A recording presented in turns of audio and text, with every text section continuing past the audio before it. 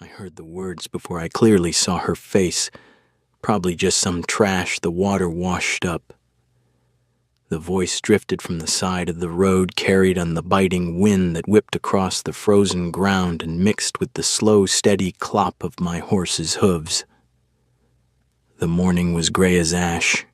The snow from the night before had fallen lightly, coating the path through the open grasslands in a thin, dirty white layer. I was riding my black stallion back from the southern fields to my farmstead on the edge of Mirewood after checking the fences and the half-starved cattle that had barely survived the first half of winter. My name is Garin Holt. I have lived alone for so long that I no longer count time by seasons, but by which barn roof I have repaired, which oak has fallen, and which horse has grown old. My house stands outside the town of Briar Fen, far enough that I don't have to listen to the town's gossip every night, but close enough to trade pelts, rough wool, and salted butter for nails, barley, or lamp oil when I need them. I don't like crowds. I don't like tavern talk. I don't like people asking why a healthy man chooses to live like a shadow on the edge of the fields. I work, I eat, I sleep, and I keep my land from dying along with the winter, but that day on the road home something would not let me ride past as usual. By the roadside, near a shallow frozen ditch, an orc woman had collapsed. She must have tried to keep walking because the footprints in the thin snow were not straight, but staggering, leaving long, dragging trails stained with blood. Her feet were bare. The hem of her ragged skirt was torn to shreds. Her dark brown hair was matted against her face and neck as if the wind had beaten her through the entire night. The thin cloak on her body was ripped so badly it could no longer hold any warmth. Her lips were blue, her shoulders shaking in short, violent spasms, as if the simple act of staying alive was her final battle. What angered me was not only her condition, it was the group of people standing not far away. 5 or 6 townsfolk from Briar Fen on their way to the early market had formed a loose circle close enough to stare far enough that they didn't have to help. A woman, wrapped in a gray scarf, stood with her arms crossed over her chest. 2 men held bundles of firewood. An old cart driver had pulled his reins aside as if afraid the fallen woman might touch his wheels. No one stepped forward. They only watched. They watched the way people look at a broken thing discarded by the roadside. I reined in my horse. I said nothing at first. I looked at them, then at the orc woman struggling to lift her head. She must have heard the hooves because she forced her eyes open. Those eyes were a deep, dark brown clouded with fever and exhaustion, but there was still something in them that refused to die completely. Something like pride that had been trampled many times but had not yet been crushed entirely. "Is no one going to help?" I asked. No one answered right away. Finally, the cart driver shrugged. Who knows where she came from? She might bring trouble with her.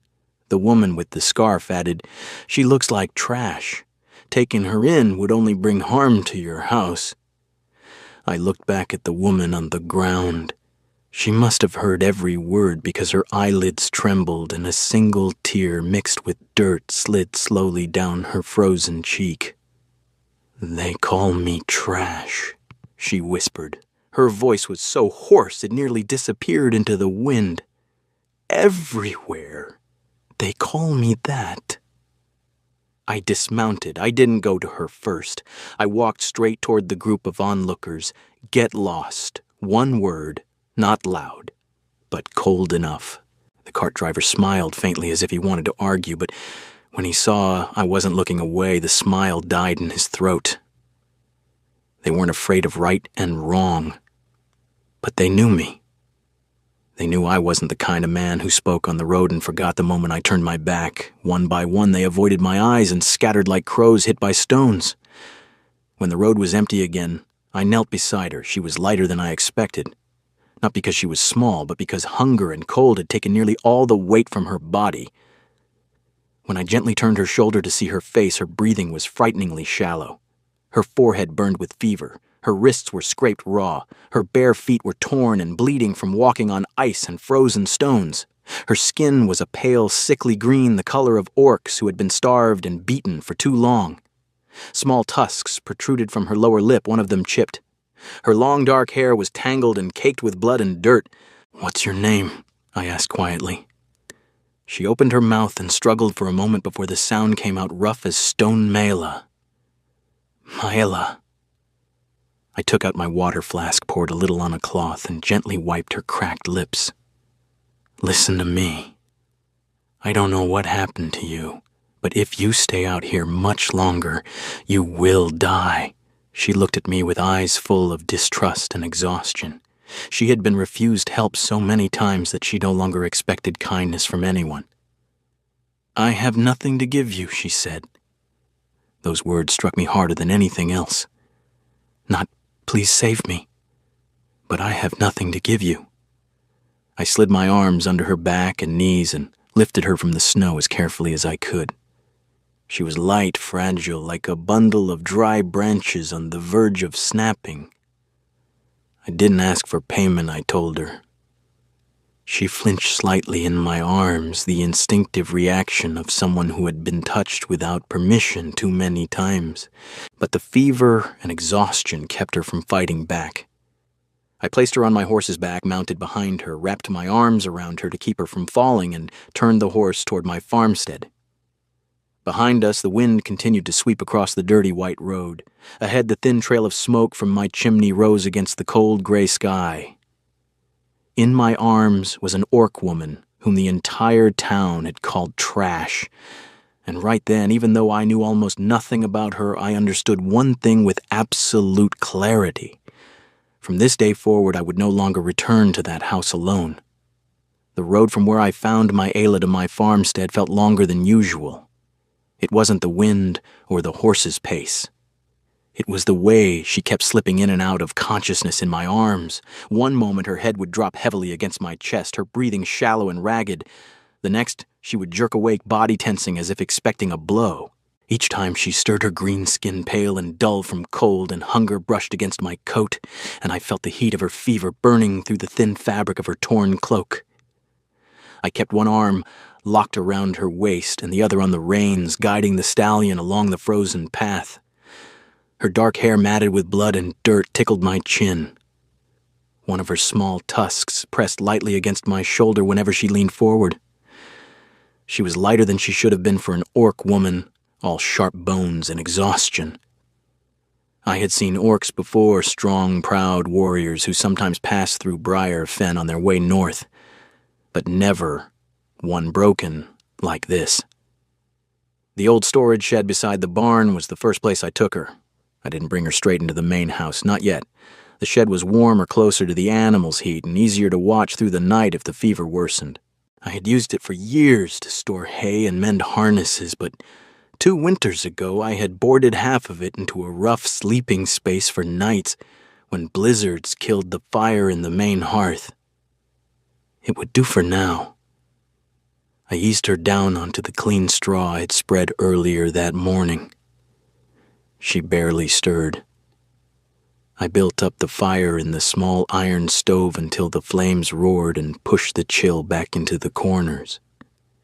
Then I fetched water-clean rags and the pouch of bitter herbs I kept for the cattle. I crushed the leaves with a little mutton fat and made a paste to draw out the fever. When I touched her wrists to clean the raw scrapes, she flinched hard even in her sleep, pulling away like a cornered animal. I spoke low, the same tone I used with skittish colts. "I'm not going to hurt you."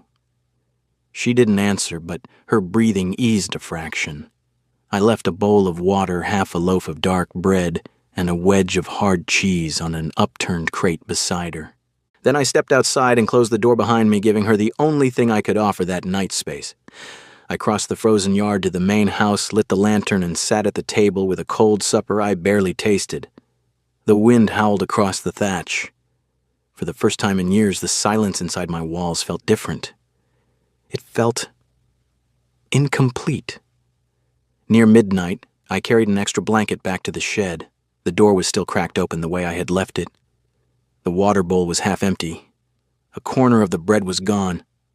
I set the blanket on the chair and left without a word. Morning came gray and cold. When I pushed the shed door open, Maela was awake. She sat with her back against the wooden wall, knees drawn up the new blanket wrapped tight around her shoulders. In her right hand, she gripped a jagged piece of wood she had sharpened against the stove's edge during the night. Her dark eyes locked on me the moment I stepped inside. They were clearer now, but still full of warning. I stopped in the doorway and kept my hands visible.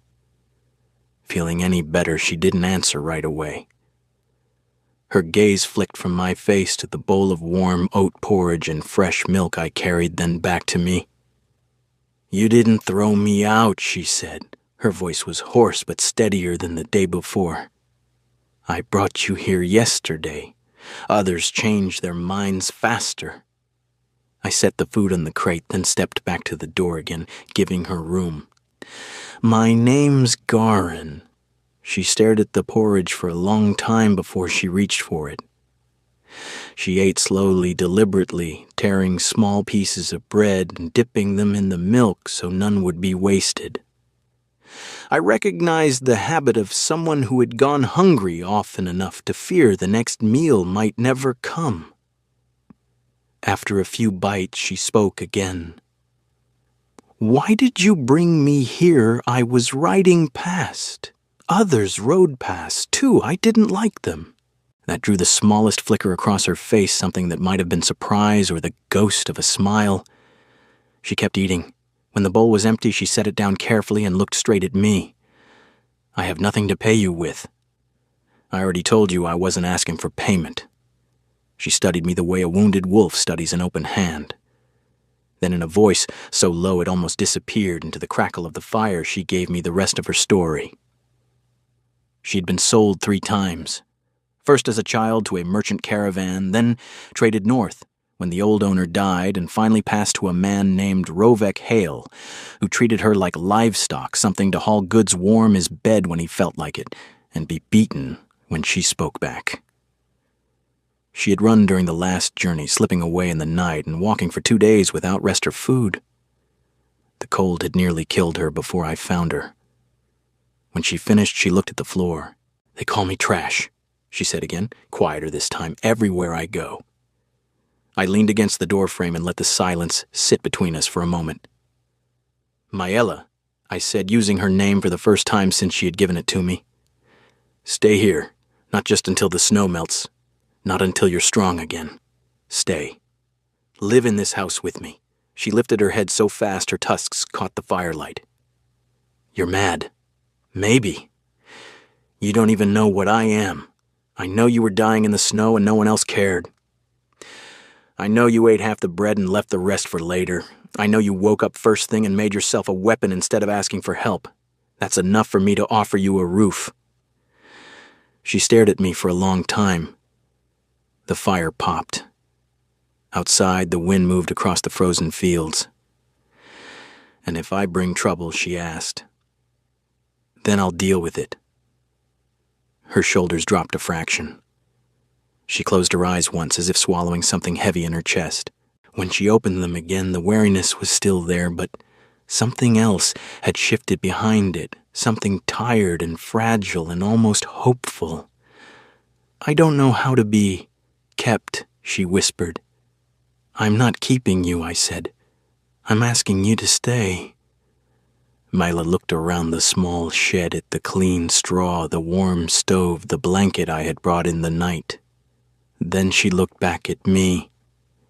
For the first time since I had lifted her from the snow, she didn't flinch when our eyes met. The house that had stood empty of any other living soul for years now held 2 heartbeats instead of 1.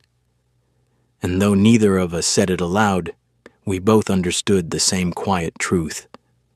From that morning on, nothing in my life would ever be the same again.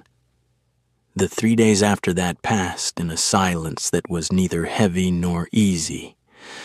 Maela stayed in the old shed beside the barn. I didn't ask her to move into the main house.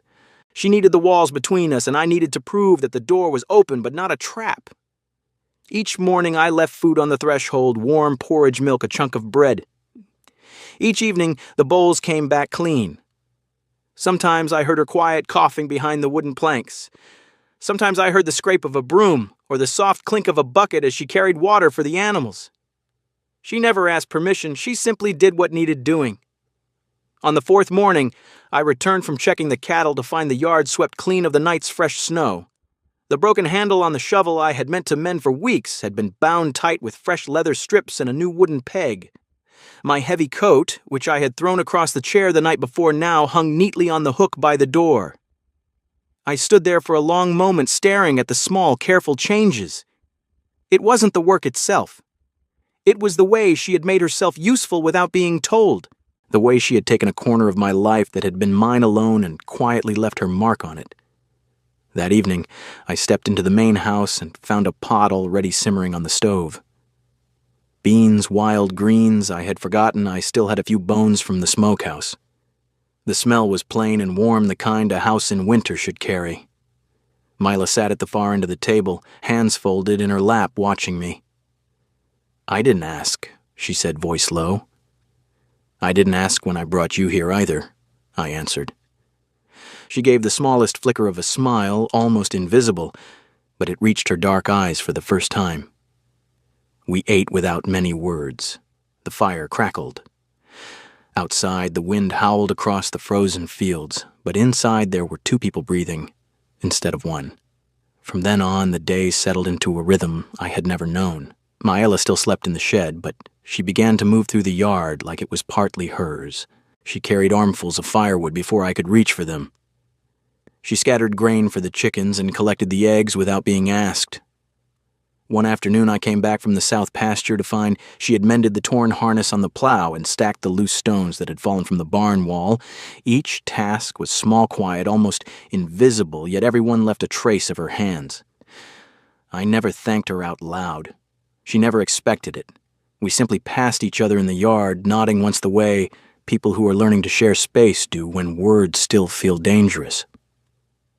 One evening, the wind cut sharper than usual.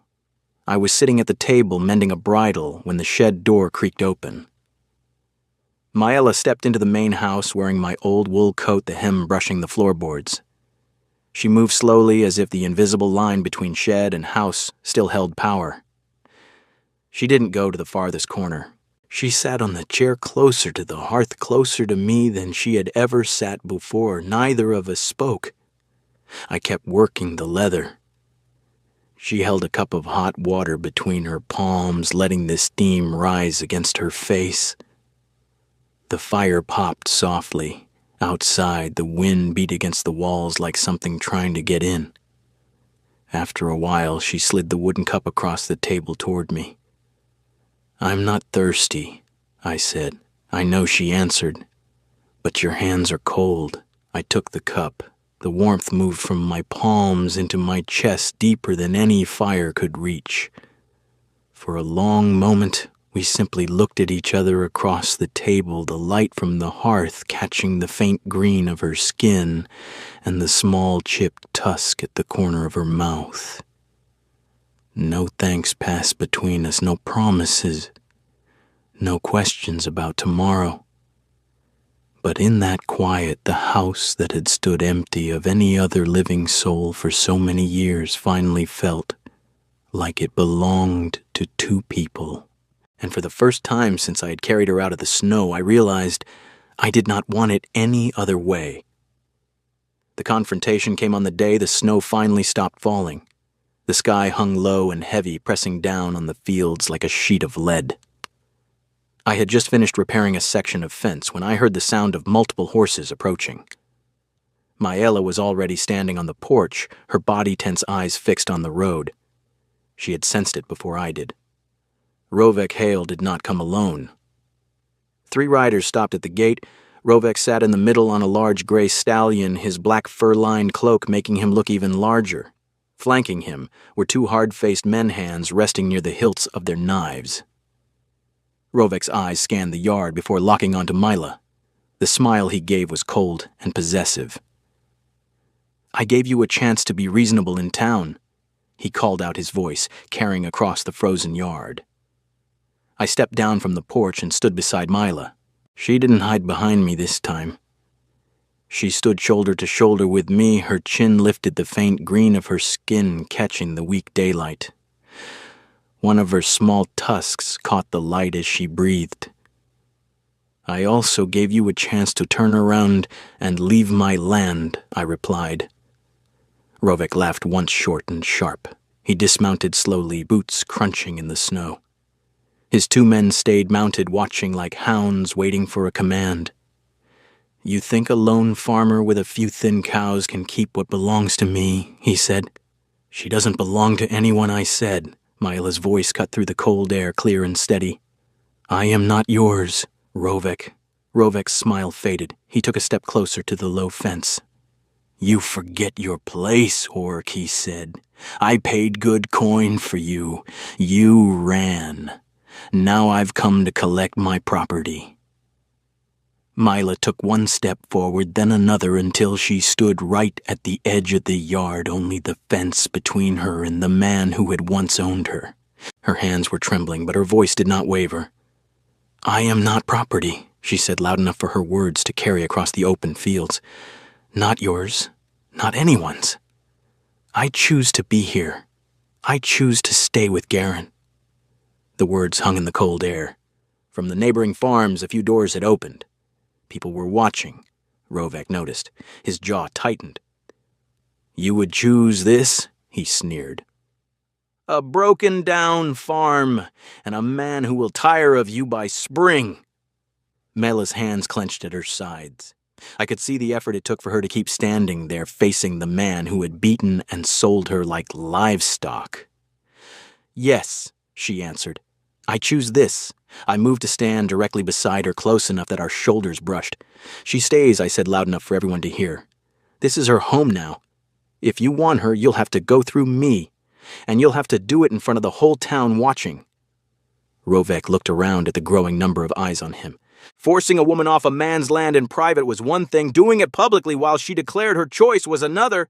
The balance had shifted. He spat on the ground. "You'll regret sheltering this trash," Myla answered before I could. "No," she said, her voice breaking slightly but strong. "For the first time in my life, I am exactly where I want to be." Rovek stared at her for several long seconds. The wind moved across the yard, stirring the thin snow at our feet. Then he turned, mounted his horse, and jerked the reins hard. His men followed without a word. The sound of hooves faded down the road. The yard became quiet again. Myla stood still, breathing hard. I could see tears on her cheeks, but she didn't wipe them away. When she finally turned to me, her dark eyes were wet but clear. "I'm shaking," she admitted quietly. "So am I," I said. She gave a small broken laugh. Then she looked back at the house behind us, the wooden walls, the rising smoke from the chimney, the open door. "I will stay," she whispered more to herself than to me. "Not because I have nowhere else to go. Because I want to." I nodded. Good. That night, for the first time, Myla carried her few belongings into the main house and set them down in the room across from the hearth. She didn't ask. She simply chose. I watched her from the doorway as she folded the blanket I had given her and placed it on the bed. The firelight caught the faint scars on her wrists and the chipped edge of her tusk. She moved like someone who had finally decided the door was no longer a cage. I stepped inside and closed the door behind me. "Myela," I said. She turned. I crossed the room, until only the width of the table stood between us. "Hi, Jen. Song Voi Toi." I said again, the words clear and certain this time. "Not until the snow melts. Not until you're strong again. Stay. Live in this house with me. As long as you want. This is your home now." Her breath caught. For a long moment she simply looked at me, the firelight dancing across her face. Then she gave the smallest nod, the kind that carried years of weight behind it. "I will," she said. And in that quiet answer, the house that had stood empty of any other living soul for so many years finally became something more than just mine. It became ours. The confrontation ended on the day the snow finally stopped.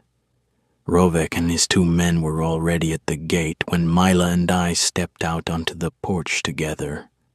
The gray sky hung low over the fields, but the air felt sharper, clearer, like the world itself was holding its breath. I could see faces at windows and doors along the neighboring farms, people watching, silent, the same people who had once stood in a circle and called her trash. Rovek sat tall on his gray stallion black cloak, flapping in the wind. His men flanked him, hands near their knives. He looked at Maella like she was still something he owned. "I came to take back what's mine," he said, voice loud enough for the whole yard to hear. Maella didn't hide behind me. She walked forward until she stood at my side, shoulder to shoulder, her dark hair lifting in the cold breeze. The faint green of her skin caught the weak daylight. One chipped tusk gleamed as she breathed. Her hand brushed mine for a single second, steady, not trembling. "I am not yours," she said, her voice carrying across the frozen ground. "I was never yours. I choose to stay here, with Garen. This is my home now." The words rang out clear and final. No one in the watching houses moved. Rovek's smile twisted into something ugly. "You think these people will protect you?" he sneered. "They called you trash on the road. They'll call you trash again the moment I'm gone." Maella lifted her chin. "Let them hear it," then she answered. "Let every person in Briar Fen hear me say this. I am not trash. I am not property. I am staying because I want to stay." She stepped down from the porch and walked straight to the low fence, stopping only a few paces from Rovek's horse. I moved with her close enough that our arms touched. The wind moved across the yard, stirring loose snow at our feet. From the houses, more doors opened. More eyes watched. Rovek looked around and saw the same thing I did. Too many witnesses. Too many ears that would remember. He spat on the ground. "You'll regret this, Holt." I met his eyes. "She stays. Get off my land." For a long second, nothing moved. Then Rovek jerked his reins hard, turned his horse, and rode away. His men followed without a word. The sound of hooves faded down the road until only the wind remained. Maella stood there, breathing hard. Tears slid down her cheeks, but she didn't wipe them away. When she turned to me, her dark eyes were wet, yet bright. "I said it out loud," she whispered, "in front of everyone. You did." She looked back at the house, the wooden walls, the chimney smoke rising, steady, the open door waiting. Then she looked at me again. "I'm not running anymore." That evening, after the last light had bled from the sky, Maella carried the few things she owned from the shed into the main house. She didn't ask. She simply chose. I watched from the table as she folded the blanket I had given her and placed it on the bed across from the hearth. She hung her cloak on the second hook by the door. She set her small wooden cup beside mine on the shelf. The fire crackled softly. Outside, the world was quiet under fresh snow. I didn't speak much. Neither did she. We didn't need to. Words had already done their work that day. Later, when the house had grown warm and the wind had settled, she sat across from me at the table with a cup of hot water between her hands. The firelight moved across her face, softening the scars on her wrists and the chipped edge of her tusk. For the first time since I had lifted her from the snow, she looked at me without the shadow of fear in her eyes. "They won't call me trash again," she said quietly. "Not to my face. Not while I'm standing beside you." I reached across the table and rested my hand near hers. Our fingers didn't touch, but they were close enough. "You don't have to stand alone anymore," I told her. She looked at our hands, then at the room around us, the room that had been mine for so many lonely years and now held two people. 2 breaths, 2 lives, learning how to share the same space. "I know," she said. We sat like that for a long time, the fire burning low, the house quiet except for the soft pop of wood and the faint sound of our breathing. No grand promises, no rush to name what this was. Only the simple, steady truth of 2 people who had chosen each other when the world had tried to throw one of them away. Outside the town of Briar Fen slept under the snow. Inside the house that had once felt too empty now felt exactly right. Maella was no longer the orc woman they had called trash on the roadside. She was the woman who had stayed, and I was the man who had finally stopped living alone.